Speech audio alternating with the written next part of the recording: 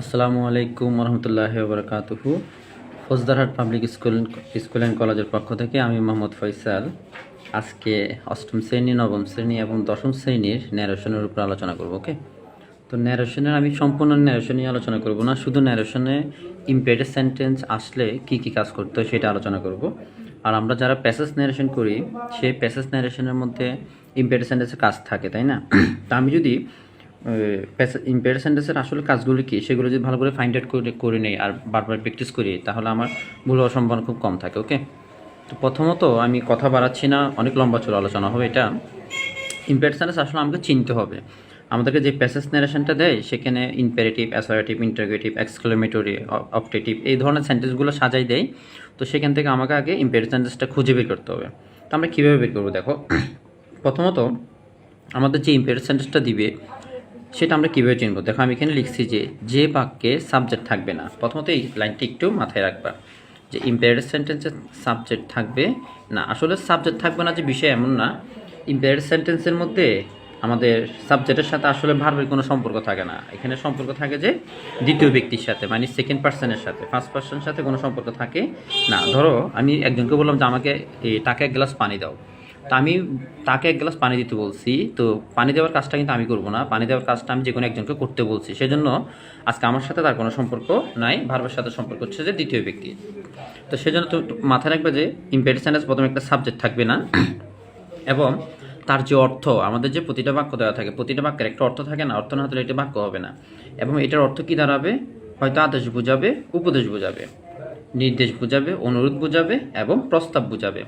এই ধরনের অর্থগুলো যদি তোমার যদি মনে হয় যে এখন আমি যে সেন্টেন্সটা নিয়ে কাজ করতেছি সেই সেন্টেন্সের অর্থ বোঝাচ্ছে আদেশ নয়তো উপদেশ, অথবা নির্দেশ নয়তো অনুরোধ, অথবা প্রস্তাব বোঝাচ্ছে, এরকম কিছু একটা যদি তোমার মনে হয় যে বোঝাচ্ছে, তাহলে সেটা সরাসরি ইম্পেয়ারেটিভ সেন্টেন্স হবে।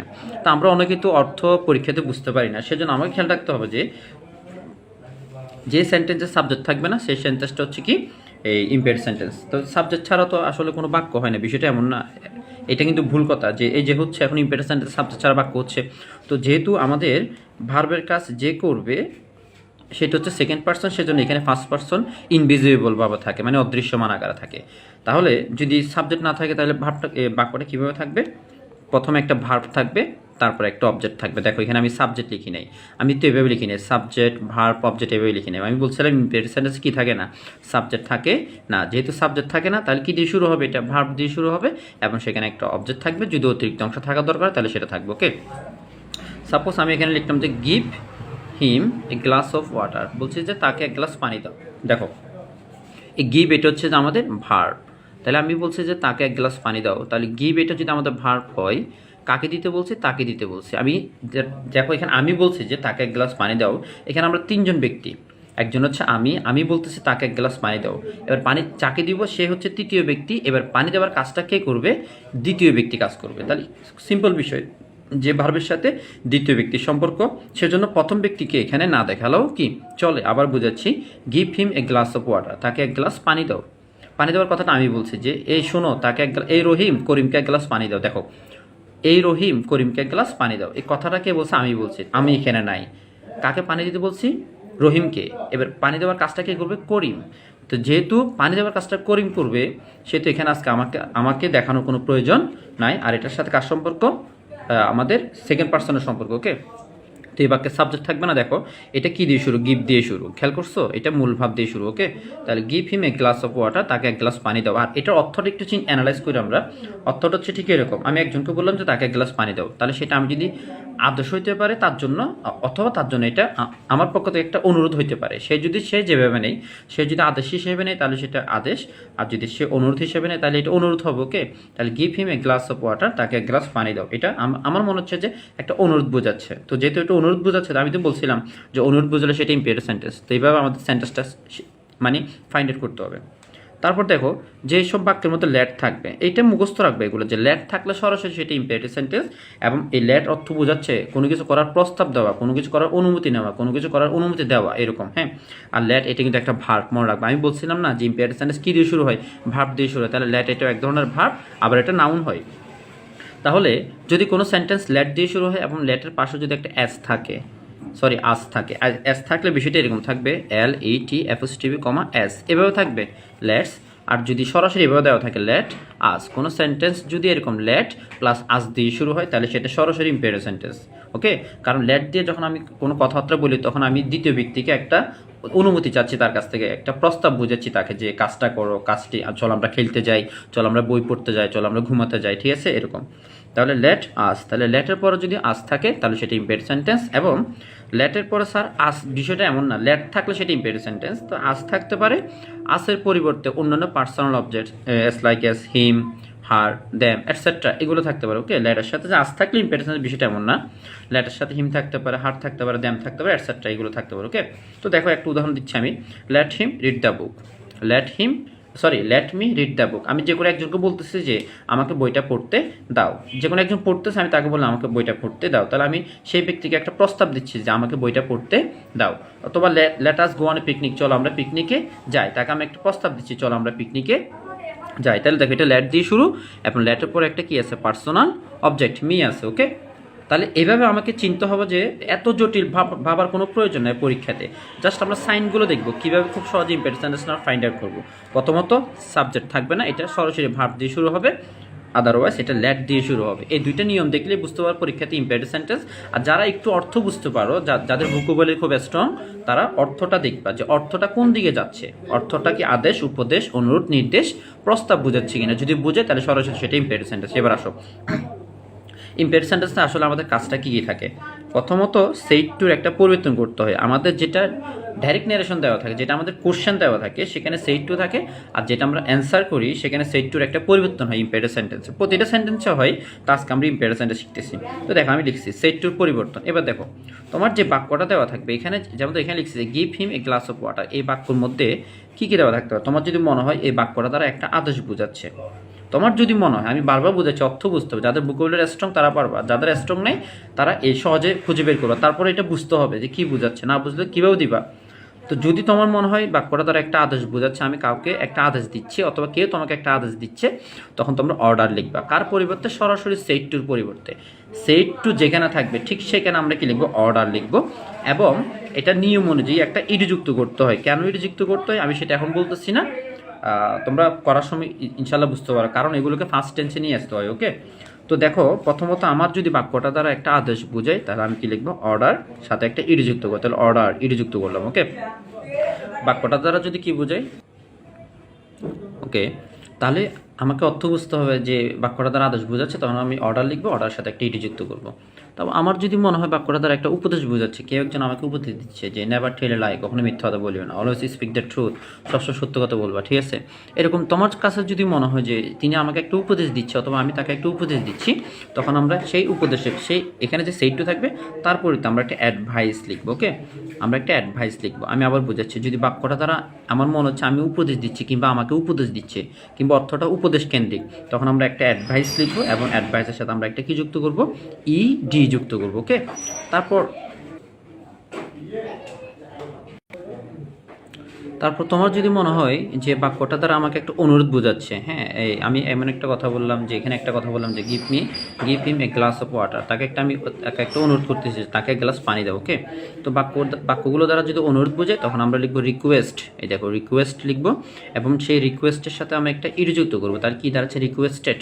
যদি অনুরোধ বোঝায় তাহলে আমরা রিকোয়েস্টেড লিখবো। আরেকটা মজার বিষয়, অনুরোধযুক্ত বাক্যের সাথে একটা প্লিজ শব্দটা দেওয়া থাকে, PLES, এই শব্দটা দেওয়া থাকলে তাহলে আরও সহজ হয়ে যাচ্ছে আমাদের জন্য, যে অনুগ্রহপূর্বক বোঝাচ্ছে, তাই না। তাহলে এই প্লিজ ছিল, তাহলে প্লিজের জন্য আমরা এটা দেখলেই বোঝাচ্ছে উপদেশ বোঝাচ্ছে, সরি অনুরোধ বোঝাচ্ছে, সেই জন্য আমরা কি লিখবো, ওই রিকোয়েস্টে লিখবো। এবার ধরো সামরিক বাহিনী, সাপোজ পুলিশ, তারপর র্যাব, আর্মি, হ্যাঁ, এরকম কোনো ব্যক্তি যদি বাক্যের মধ্যে কোথাও যদি একটা কথা বলে তাহলে সেটা অবশ্যই কী হবে, এই আদেশ স্বরূপ হবে, তাকে আমরা বলি সামরিক আদেশ। ওই আদেশের সাথে এটা মিলবে না। টিচার তোমাকে আদেশ দিল, এটা তো সামরিক আদেশ না। সামরিক আদেশ বলতে একজন পুলিশ কর্মকর্তা একটা আদেশ দিল, তারপরে ধরো একটা র্যাব কর্মকর্তা আদেশ দিল। সামরিক বলতে তোমার এটা আবার লম্বা সময় নাও হতে পারে, ঠিক আছে। তো এরকম বুঝলে তোমরা কমান্ড লিখবে, তো কমান্ড শব্দটা আমরা খুব কম ব্যবহার করি।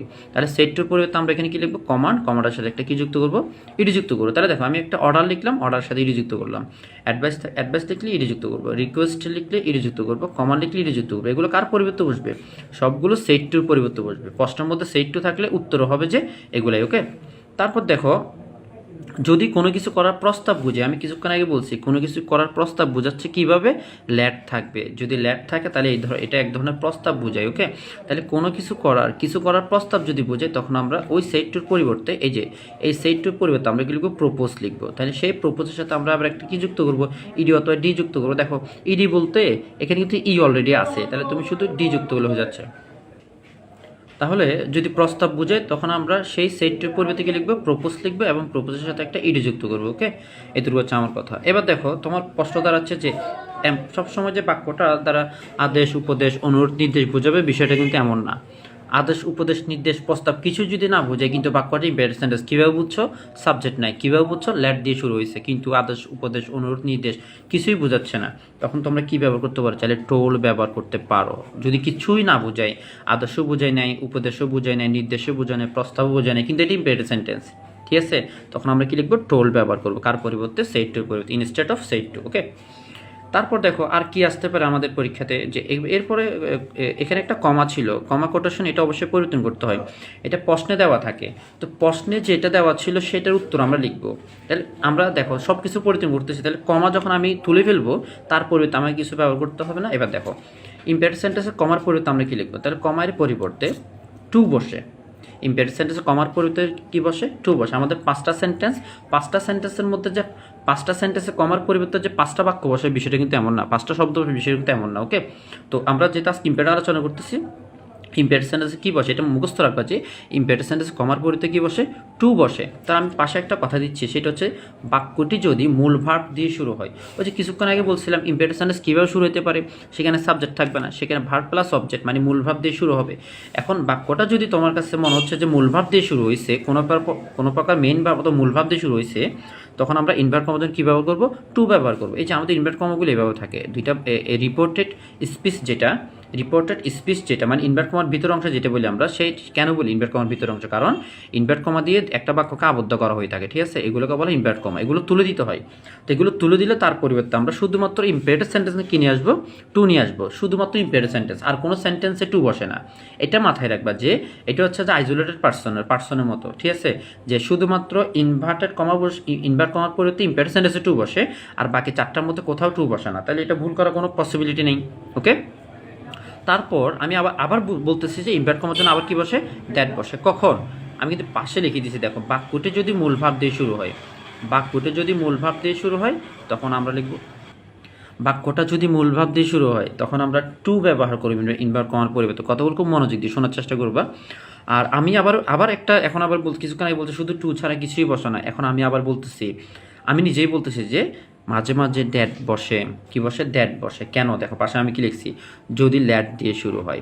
এবার আমি তো এখানেই বলছি তোমাকে যে বাক্যটা আমাদের দুইভাবে শুরু হতে পারে, একটা হচ্ছে মূল ভাব দিয়ে শুরু হবে, যদি মূল ভাব দিয়ে শুরু হয় তখন আমরা টু ব্যবহার করব, আর যদি বাক্যটা আমাদের কি দিয়ে শুরু হয়, ল্যাট দিয়ে শুরু হয়, দেখো ল্যাট দিয়ে শুরু হয়, তখন আমরা ইনভার্ট করার জন্য কী ব্যবহার করব, দ্যাট। এই দুইটা জিনিস অবশ্যই মাথায় রাখতে হবে। যে আর ন্যারেশনে আমাদেরকে নাম্বার কেন দেয়, আমাদের সেটটির পরিবর্তনের জন্য, পার্সনের পরিবর্তনের জন্য, টেন্সের পরিবর্তনের জন্য, এগুলোর জন্য তো নাম্বার দিচ্ছে। তো আমি যদি এগুলোই ভুল করে বসে থাকি, আমাকে নাম্বার কেন দেবে টিচাররা, তাই না? তাহলে ইনভার্ট কমার জন্য আমাদের মূল ভাব দিয়ে বাক্য করা শুরু হলে আমরা টু লিখবো, আর যদি এটা ল্যাট দিয়ে শুরু হয় তখন আমরা কি লিখবো, একটা দ্যাট লিখবো। এটা হচ্ছে আমাদের ইনভার্ট কমার পরিবর্তন। ওকে, তারপর দেখো পার্সন পরিবর্তন। পার্সন এটা আমরা যখন সেন্টেন্সটা পড়বো, সেই সেন্টেন্স দেখে আমাকে পার্সন পরিবর্তন করতে হবে, তবে অবশ্যই পার্সন পরিবর্তন হবে। এখন মজার একটা বিষয় হচ্ছে যে ইম্পেরেটিভ সেন্টেন্সে ভার্বের কোনো পরিবর্তন করতে হয় না, এই জিনিসটা মাথায় রাখবা।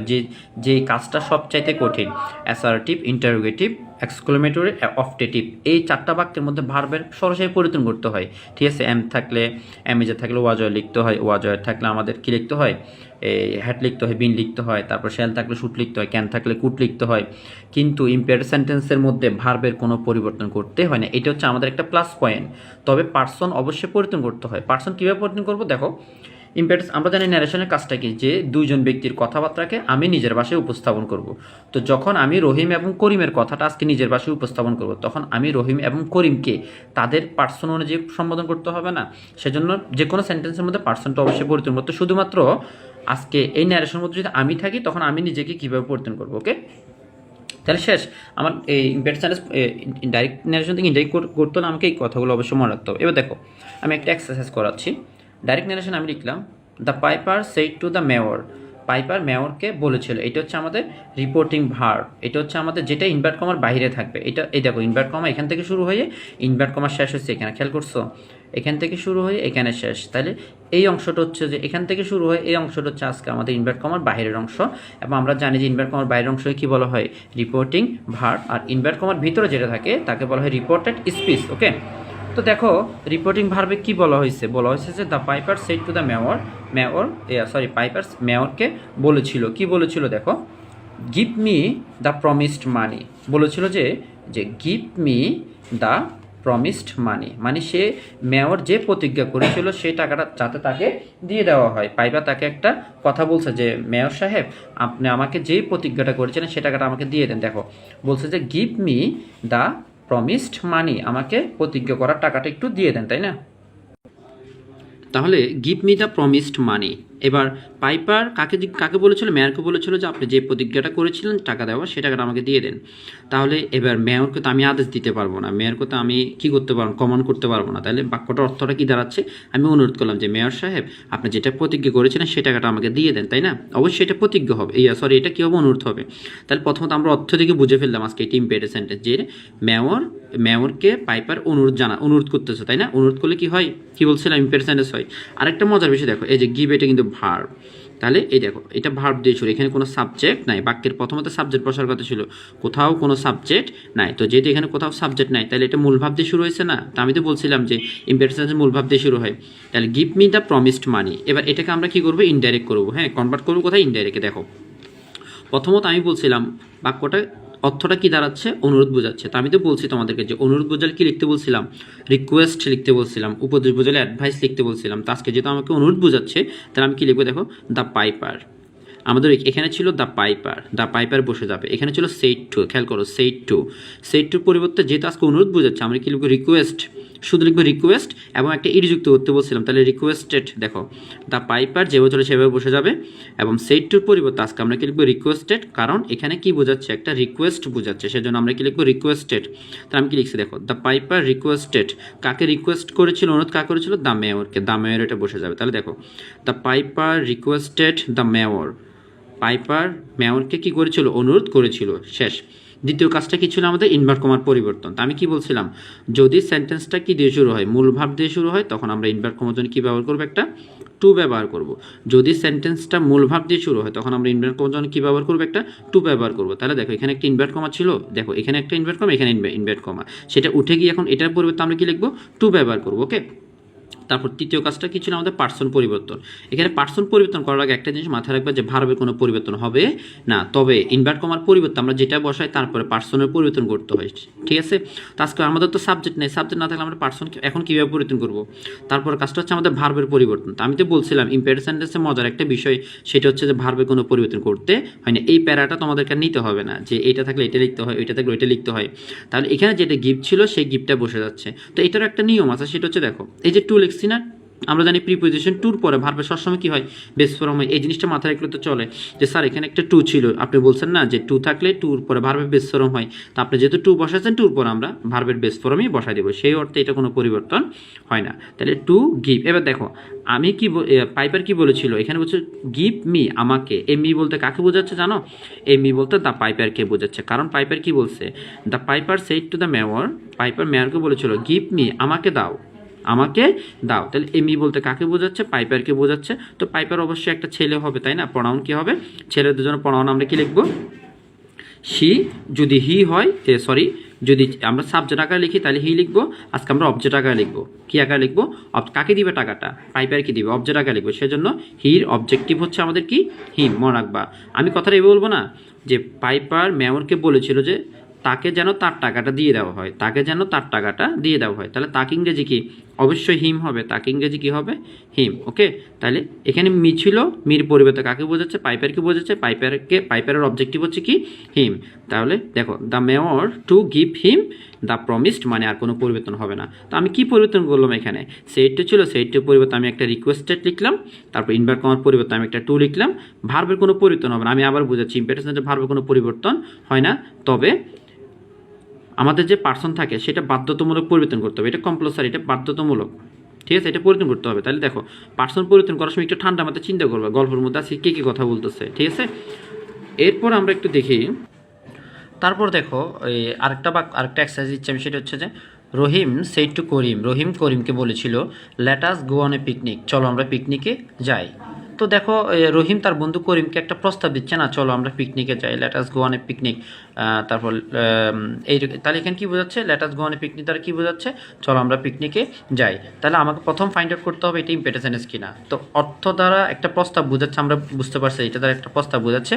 আর তাও যদি না বোঝা, দেখো এটা লেট দিয়ে শুরু, তো আমি কি বলছিলাম লেট দিয়ে শুরু হলে সরাসরি কী করতে বলছিলাম, সেটা ইম্পেরেটিভ সেন্টেন্স। এবার দেখো পরিবর্তনটা, তো আমি কি বলছি, কোনো বাক্য যদি লেট দিয়ে শুরু হয় সেখানে সেইটের পরিবর্তে শুধুমাত্র সেইটের পরিবর্তন লিখবা, সেইটের পরিবর্তে প্রপোজড বসে, কি বসে, প্রপোজ বসে, প্রপোজের সাথে একটা ইডি যুক্ত করতে হয়।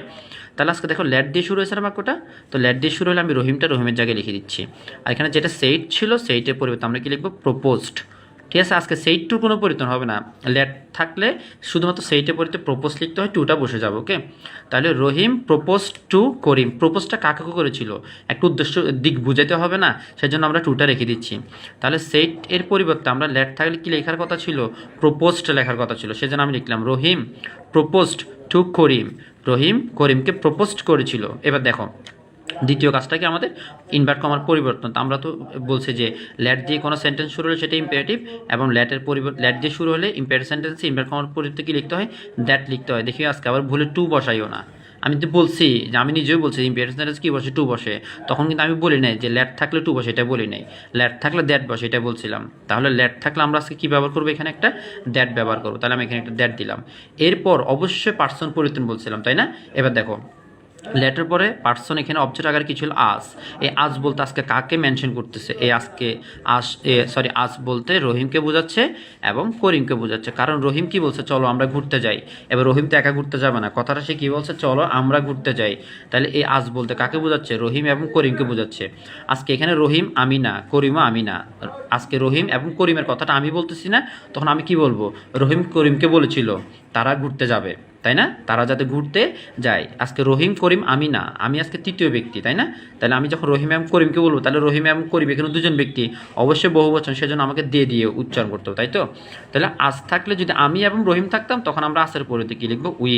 যদি আমি এবং করিম থাকতাম তখন আমরা আসের পরিবর্তে কী লিখবো, উই। আজকে আমি এখানে নাই, এখানে রহিম এবং করিম, সেজন্য আমি কী লিখবো, দে। তাহলে দে লিখলাম। এরপরে ল্যাটযুক্ত বাক্যে সাবজেক্টের পর মুখস্থ একটা কী লিখতে হয়, শুট লিখতে হয়। এগুলো একটা রুল মনে রাখবা, ল্যাটযুক্ত বাক্যে মুখস্থ একটা কী লিখতে হয়, শুট লিখতে হয়। তাহলে আমি শুট লিখবো, তাহলে আজ বলতে রহিম এবং করিমকে বোঝাচ্ছে, সেজন্য আমি এখানে কী লিখলাম, দে লিখলাম। তারপর মুখস্থ একটা শুট লিখতে হয়। এবার দেখো শুটের পর ভার্বের বেস ফর্ম বসে যাবে, কারণ কি জানো, এই গো তো কি যাওয়ার কাজটা কে করবে, রহিম এবং করিম। তাহলে দুজনের সাবজেক্ট আকার বাক্যের প্রথমে দুজন উপস্থিত, খেয়াল করছো, ভার্বের কাজ যে করবে সে যদি সাবজেক্ট উপস্থিত থাকে তাহলে সেটা অ্যাক্টিভ ভয়েস, আর অ্যাক্টিভ ভয়েসে সবসময় মডেল ভার্বের পরে কী বসে, ভার্বের বেস ফর্ম বসে। ওকে, যদিও এটা আমার টপিক না, তারপর আমি বলে দিচ্ছি।